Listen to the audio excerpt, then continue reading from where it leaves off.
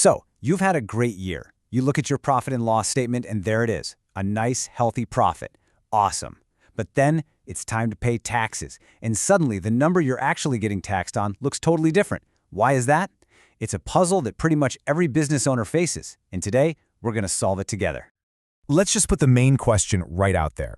Your business made a profit. Great, but is that the number you pay tax on? The short answer, almost always no.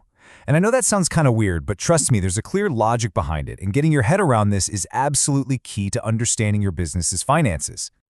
You know, this whole thing really boils down to these two different ideas. On one side, you've got your profit as per books. Think of that as your starting point, the number your accounting software spits out. But on the other side, you have taxable income. That's the finish line. That's the number the tax department actually cares about. And they're different because they have totally different jobs. Accounting rules, they're trying to give you a true picture of your business's health. But tax rules, they have one mission, and one mission only, to figure out how much tax you owe based on the law. Different goals mean, you guessed it, different numbers. So, how in the world do we get from our starting number to the final answer? Well, I want you to think of it like you're a sculptor. Seriously. We start with this big, raw block of stone. That's our profit from the books. And then we use the tools of tax law to chip away a few pieces here, maybe add a little bit on there, until we've revealed the final sculpture. And that sculpture, that's our taxable income. And here it is. This is our 4-step sculpting process. It's our roadmap. First, we grab our raw block of profit. Then, and this is the part that feels a bit strange at first, we actually add some stuff back on. These are expenses that tax law just doesn't accept. After that, we can finally start chipping away, getting rid of any income that's going to be taxed somewhere else. And for the final finishing touch, we carve out all the special deductions the law lets us take. Sound good? Let's grab our tools and get to work. Okay, step 1. This is the easy part for sure. We just look at our profit and loss statement and find that bottom line number, our net profit. This is our block of marble. It's the raw material for this whole calculation, our official starting point. Simple enough, right? All right, now for the interesting bit. Before we even think about chipping anything away, the tax rules actually make us add some things back on. It's like we have to slap some extra clay onto our sculpture before we can shape it. What are we adding? We're adding back expenses that your business definitely paid for, but as far as the tax law is concerned, they don't count. First on the list, personal expenses. The law draws a really clear line in the sand. You are here and your business is over there. You're two separate things. So, if the business paid for your personal life insurance, or maybe even your personal income tax bill, you got to add those costs right back to the profit. Why? Because they're not expenses of running the business. Next up are things called provisions and penalties. Now, a provision is basically an educated guess about a future cost. Like you set aside some money because you think a customer might not pay their bill. Well, the tax law isn't a fan of guesses, and it definitely doesn't give you a tax break for breaking the law. So any fines or penalties you had to pay, yeah, those get added back too. And this quote right here just perfectly sums up the difference. Your accounting is cautious. It's trying to prepare for things that might happen down the road. But tax law, it's all about the facts. It only, and I mean only, cares about what actually did happen. So you can't deduct a bad debt just because you think it might happen. You can only deduct it when it's a sure thing. And finally, we add back those big, major purchases. We're talking about a new machine for the factory or a big upgrade to the office. The tax law just doesn't let you write off that entire cost in one go. And, this is super important, we also have to add back the depreciation that your accountant calculated.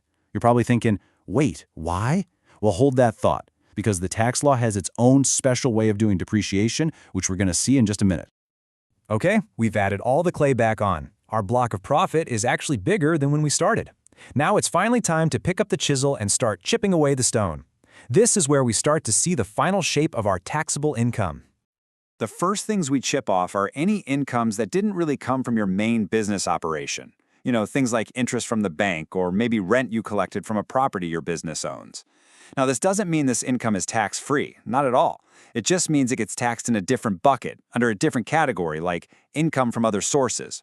So we take it out of our business income calculation.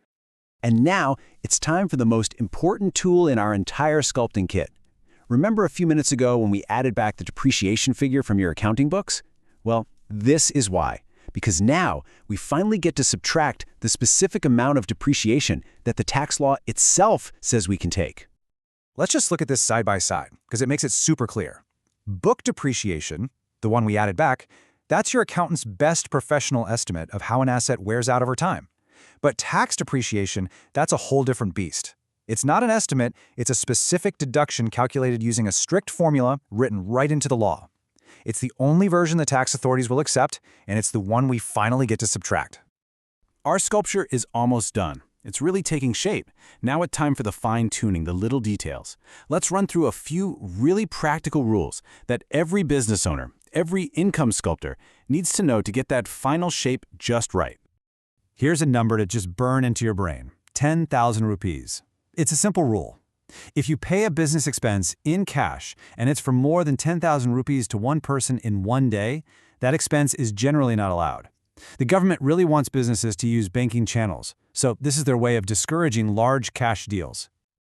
The tax code can also get really specific about what kind of business you run. Take a speculative business, for example. Think day trading stocks. It has its own special rules. If you lose money here, you can only use that loss to cancel out profits from another speculative business. You can't use it to lower the tax you owe on your main manufacturing business, for instance. Now, if you're listening to all this and thinking, wow, this sculpting process sounds like a lot of work, well, for smaller businesses, there's actually a fantastic shortcut. It's called presumptive taxation. Instead of going through this whole complex calculation, you can just say your income is a fixed percentage of your total sales. It's designed to make life and tax compliance way easier. And there we have it, the finished sculpture.